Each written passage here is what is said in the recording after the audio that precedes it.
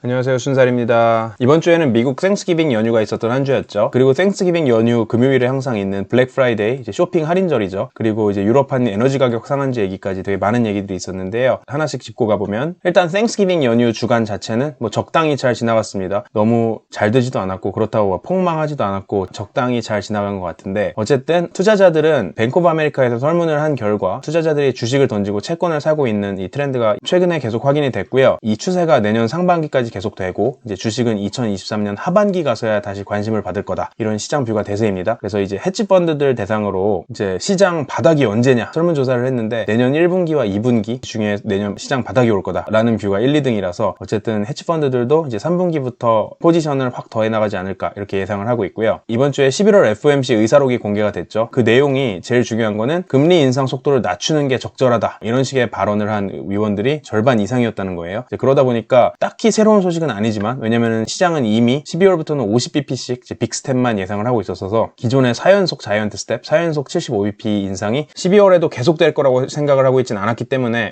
새로운 소식은 아닌데, 어쨌든 간에 긴축 속도 완화 가능성이 조금 더 확실히 컨펌이 되고 있는 거죠. 그러다 보니까 증시는 오르는 한 주였고요. 그리고 뭐 경제 지표들도 괜찮게 나왔습니다. 내구재 주문, 뭐 공장 장비 주문, 그 신규 주택 판매 다 전반적으로 9월에 꺾였던 것들까지 10월에 오르는 모습을 보였고, 그래서 경제 지표 전체적으로 좋았고 FOMC 의사록에서 긴축 완화 기대감 더해졌고, 이런 식으로 증시가 계속해서 반등을 하는 한 주였고, 근데 이제 블랙 프라이데이의 쇼핑 실적만 놓고 보면은 올해는 조용히 지나가는 분위기입니다. 어차피 시장에서 뭐 딱히 엄청 기대를 하고 있진 않았어요. 왜냐면은 인플레이션이랑 고금리 때문에 소비 심리가 어쨌든 내려가 있을 거라고 사람들이 예상을 했고, 실제로도 보면은 기존의 유통업체들이나 반도체 업체들 실적에서 나왔던 거랑 똑같은 내용이 블랙 프라이데이 근방에도 이 할인율로 확인이 됐죠. 그래서 이 차트를 보시면은 이 제품군별로 2022년에 최대 할인폭, 온라인 할인폭을 나타내는 건데, 미국 기준이고요. 그랬을 때 컴퓨터, 전자기기, 장난감 요런 애들이 이제 1, 2, 3등, 할인폭 1, 2, 3등을 보이고 있죠. 그래서 작년이랑도 되게 크게 비교가 되고 있고요. 그래서 이렇게 꼭 살 필요가 없이 조금 미뤄둬도 되는 전자제품들은 계속해서 이제 미루고 있는 상황이고, 구매를. 그리고 이번 주에는 에너지 관련 소식들도 많았는데요. 일단 유가가 한번 출렁거렸죠. 그래서 다음 달에 오펙 회의가 당장 이제 다음 주에 있는데, 거기에서 뭐 증산을 고민 중이다. 증산을 하게 되면 어쨌든 석유 공급량이 늘어나니까 가격은 빠질 요인이 되겠죠. 그래서 가격이 출렁거리면서 빠졌다가 사우디가 그런 적 없다 하면서 이제 다시 오르는 모습을 보였고, 그래서 이건 진짜 오펙 회의를 가봐야 알 것 같고요. 그리고 석유 말고 이제 천연가스, 이제 유럽은 지금 천연가스 수입이 되게 시급하죠. 그리고 이 천연가스 수송관이 어쨌든 러시아에서부터 러시아산 천연가스가 각종 수송관들을 타고 오는데, 러시아에서 계속해서 이거 목줄을 쥐고 협박을 하고 있죠. 그래서 가즈프롬 같은 경우에는 다음 주부터 또 유럽의 공급 끊겠다, 그런 식으로 이제 마지막으로 남아있는 이 우크라이나 통하는 가스관을 또 끊겠다, 이런 식으로 압박을 하고 있고, 유럽을. 그 기조에는 뭐 여러 가지 이유들이 있겠지만 어쨌든 유럽에서 러시아산 에너지 수입을 금지하겠다라는 이제 금수 조치를 내년 2월부터 시행하겠다라고 발표를 한 상황이죠. 그래서 이런 것들에 대해서 계속 푸시백을 하고 있는, 러시아가 푸시백을 하고 있는 상황이고요. 이제 유럽에서 천연가스 가격 상한제를 더하는 게 또 이슈가 되고 있습니다. 이게 뭐냐면은 이제 에너지 업계에는 이제 카르텔들이 있잖아요. 공급자들이 뭉쳐가지고 생산량을 조절함에 따라 뭐 가격도 조절을 하고 뭐 이런 식으로 담합을 할 수가 있는데, 요건 아예 이제 수요자들끼리 모여서 반대로 담합을 하겠다는 거예요. 그래서 EU 국가들이 모여서 천연가스 우리 이 정도 가격 이상으로는 절대로 살 생각이 없다, 이런 식으로 수요자들이 담합을 해버리면은 공급자들 입장에서도 가격을 무한정 올리지 못할 거다, 이런 식으로 EU에서 나선 건데, EU 국가들이 이제 27개국이 있는데 그 안에서도 너무나도 상황들이 다르다 보니까 합의가 어쨌든 잘 안 되는 모습입니다. 그래서 가격 상한을 정하자는 움직임 자체에 반대하는 것도 있고, 가격 상한이 너무 낮다 아니면은 너무 높다, 그래서 이 숫자 갖고 반대하는 것도 있고 해서 너무나도 많은 서로 다른 상황을 가진 국가들끼리 합의를 하려다 보니까 계속해서 합의 안 되고 있고 미뤄지고 있는 상황이고요. 그래서 독일이나 네덜란드 같은 나라들은 아예 가격 상한제 자체에 대해서 좀 반대를 하고 있는 것 같아요. 그래서 이런 게 정해지다 보면은 아예 수출하는 국가들, 천연가스를 가지고 있는 국가들이 유럽으로 그냥 석유를 안 주는 거 아니냐, 뭐 아시아나 다른 나라들로 뿌리는 거 아니냐, 공급이 끊길까봐 오히려 더 걱정을 하는 모습을 보이고, 실제로도 이제 러시아 같은 경우에는 러시아 회사들이랑 러시아 석유 트레이더들 대상으로 이렇게 에너지 가격 상한제에 참여하는 이 수요자들끼리 담합하는 국가에는 수출 못하게, 에너지 수출을 못하게 금지하겠다고 압박을 넣고 있죠. 그리고 어쨌든 이제 예를 들어서 독일 같은 경우에는 돈이 문제가 아니라, 물론 돈도 문제죠, 재정이 문제니까. 근데 돈도 문제인데 그것보다 더 급한 거는 어쨌든 에너지를 공급받아야 되는 거니까 공급자를 화나게 하진 않고, 어쨌든 그 비싸진 가격이라도 에너지를 사서 에너지 기업들한테 횡재세를 걷는 방식으로, 그래서 그 세금 걷는 걸로 뭐 국민들한테 뭐 돌려주거나 보조금을 주는 방식으로 해결을 하려고 하고 있죠. 여기서는 이제 횡재세를 도입을 하려고 하는데 세율을 33%로 생각을 하고 있습니다. 그래서 나라별로 이렇게 다른 방식으로 해결을 하려고 하고 있고요. 근데 어쨌든 이 횡재세 자체가 재무부에서는 하고 싶은데 법적으로 이 횡재세라는 게 가능한지는 좀 좀 더 검토가 되어야 될 예정입니다.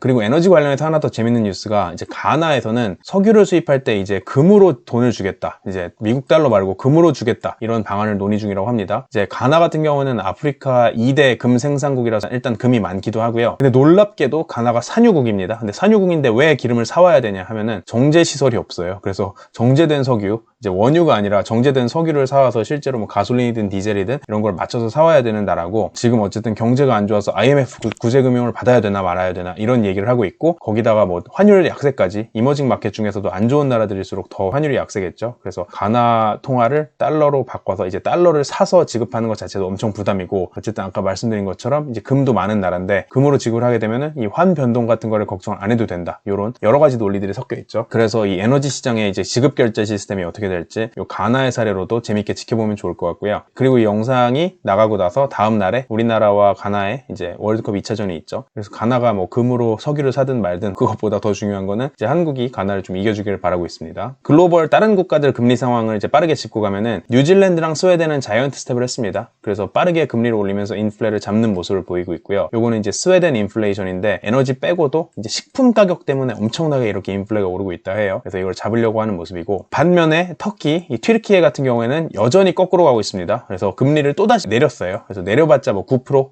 엄청나게 높았었기 때문에 이제 9%긴 한데, 어쨌든 대통령이 좀 특이한 정신세계를 가진 나라라서 금리를 내려야지 인플레를 잡을 수 있다라고 굉장히 특이한 정신세계를 가진 분이죠. 그래서 현재 연간 인플레 85%까지 찍는데도 계속해서 내리고 있습니다. 근데 어쨌든 간에 올해 안에 기준금리 10% 아래로 내리는 게 목표다라고 선언을 했던 나라라서 그 목표는 일단은 달성을 했습니다. 이제 무서운 사람입니다. 대단해요.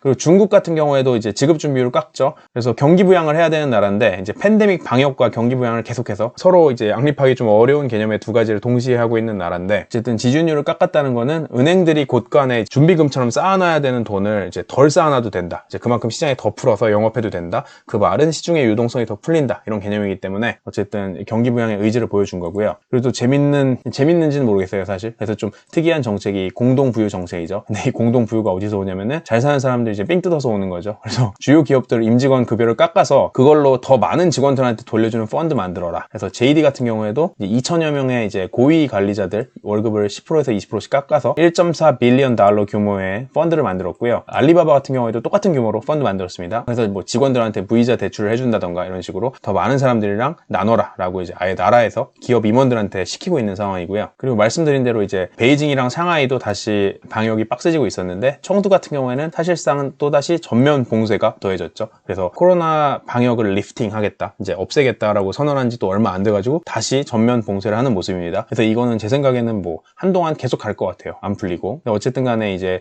서플라이 체인, 특히 이제 아이폰 공장 같은 경우에 이런 일이 있을 때마다 계속해서 영향을 받으니까 걱정을 하고 있죠. 그래서 특히 이번에 블랙 프라이데이에 아이폰 주문을 한 사람들이 이 서플라이 체인 문제 때문에 아이폰 물량이 부족할 수 있다, 이런 얘기까지 돌고 있죠. 이 락다운에 더해서 이제 테슬라 같은 경우에는 중국에서는 이제 대량 리콜까지 있었습니다. 그래서 안 그래도 뭐 실적 센티먼트 안 좋은데 거기다가 이제 일론 머스크가 트위터 인수 후에 테슬라 신경을 제대로 못 쓰고 있다는 이런 걱정이 더해지면서 주가가 계속 빠지는 한 주였죠. 시장에 나와 있는 얘기들로는 트위터 CEO는 어쨌든 후임자 찾을 때까지 본인이 그냥 임시로만 한다라는 얘기를 계속 했었고, 그 외에도 테슬라 CEO 후임도 찾고 있다는 이런 증언들이 있었죠. 테슬라 같은 경우에는 이 일론 머스크가 이제 스톡옵션 너무 많이 받는다, 이런 이 주주들의 불만으로 인해서 지금 소송이 진행 중이죠. 근데 거기서 이제 증언이 된 내용인데, 일론 머스크가 어쨌든 테슬라 CEO 후임자도 찾고 있다, 뭐 이런 얘기들을 증언자가 나와서 했다고 합니다. 그리고 트위터에서 있었던 한 가지 더 재밌는 사건이 그동안 막혀 있었던 계정들이 다 살아나고 있어요. 그래서 트럼프 같은 경우에도 계정이 1년 만에 복구가 됐습니다. 일론 머스크가 본인 계정에다가 이제 1억 명이 넘게 팔로우하는 본인 계정에다가 트럼프 계정 되살릴까 말까 이 설문을 돌렸죠. 그래서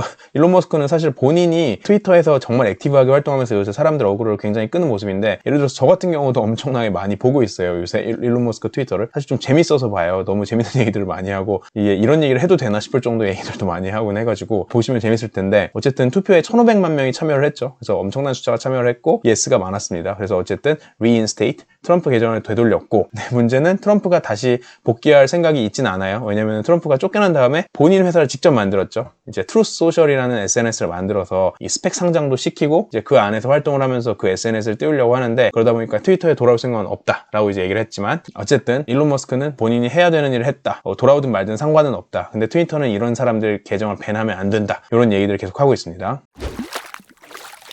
그리고 한 가지 더 굉장히 큰 사건이 디즈니 전 CEO인 밥 아이거가 다시 CEO로 복귀했다는 거죠. 디즈니에서 40년 넘게 일했던 이 디즈니 왕국을 만든 사람인데 지금 우리가 알고 있는 마블, 픽사, 루카스필름 이런 IP들 다 사들여가지고 이제 디즈니화하는, 사실 뭐 골수 팬들, 뭐 스타워즈 팬들이라던가 마블 팬들, 뭐 마블 팬들은 좋아하겠네요, 디즈니면. 근데 어쨌든 루카스필름을 좋아하더니 스타워즈를 좋아하던 팬들은 사실 디즈니에 먹히고 나서 굉장히, 뭐 예를 들어 저 같은 경우에는 이게 못 볼 영화가 돼버려가지고 별로 안 좋긴 한데, 어쨌든 디즈니라는 회사 측면에서는 이 IP를 다 합친 디즈니의 왕자 같은 사람인데, 이제 후임자 밥 샤펙 지목하고 떠났다가 이 사람이 어쨌든 2년 동안 잘 못해서 후회하다가 결국엔 다시 돌아왔습니다. 그래서 앞으로 어떻게 할지 지켜봐야 되는 상황이고요. 그리고 또 찌라시가 하나 돌았던 게, 주중에 메타의 창업자 겸 CEO인 마크 zu커버그가 내년에 사임한다는 소문이 돌았었죠. 그래서 이게 왜 이런 소문이 돌았는지 모르겠는데, 어쨌든 이게 사실무근이라고 회사에서 반박을 했고, 사임을 하든 안 하든 메타버스에 돈을 퍼부어서 메타라는 회사에 이제 니값 하겠다, 이런 목표는 안 바뀌었다 그랬죠. 그래서 회사 차원에서 바뀔 건 없을 것 같은데, 재밌는 거는 이제 메타가 이 소문을 반박한 채널이 트위터였다는 거예요. 그래서 메타의 미디어 담당자가 메타 트위터 계정에서 공식 반박을 해서 이제 일론 머스크 같은 경우 의문의 1승을 한 것 같다라는 게 저의 개인적인 생각이고요. 그리고 이제 ASML, 이제 반도체 제조 업체 같은 경우에는 미중 반도체 전쟁,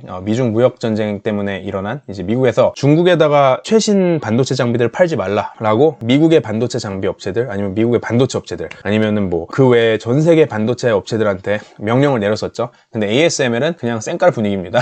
왜냐면은 여기는 어차피 본인들은 우리 네덜란드 회사고, 그리고 우리는 팔아야겠다, 고객들한테. 그리고 우리가 안 판다고 해서 우리 제재할 거냐? 라고 했을 때 제재를 못 하죠. 왜냐면 ASML이 반도체 최신 장비를 유일하게 만들 수 있는 이제 독점적인 업체이기 때문에, 기술력적으로 독점적인 업체이기 때문에 ASML을 미국 정부가 마음대로 건들 수도 없어요. 얘네들을 건드렸다가 뭐 엔비디아나 AMD, 인텔 같은 곳들이 ASML 장비를 못 받게 되면은 오히려 그게 더 문제겠죠. 어쨌든 독보적인 기술력을 가지고 있는 회사는 세상 어떤 누가 갑질을 하더라도 그냥 쌩깔 수 있다, 이런 사실 되게 멋진 간지를 보여주고 있는 회사고요. 한국에서는 좀 재밌는 이제 회사 이슈가 진행되는 게, 고려아연이라는 회사가 계열 분리를 하려고, 이제 영풍이라는 회사에서 계열 분리를 하려고 하고 있죠. 이 영풍이라는 회사는 사실 영풍문고라는 이 종로에 보면은 오래된 이제 서점이 있죠. 그리고 영풍 빌딩에 있는데, 영풍이라는 그룹 아래에 지금은 속해 있는 회사입니다. 고려아연. 전기차 배터리 분야에서 굉장히 역할이 큰 회사고, 근데 어쨌든 여기가 영풍이랑 고려아연이랑 각각 다른 집안이 70년 넘게 동업을 했었어요. 근데 지금은 점점 계열을 분리해 나가려는, 후계에 거듭하다 보니까 이제 떨어져 나가려는 모습을 보이고 있고, 고려아연 같은 경우에는 사실 뭐 영풍 아래에 굳이 있을 필요가 있나 싶은 상황이긴 해서, 회사 업종상 그래서 떨어져 나가려고 한 지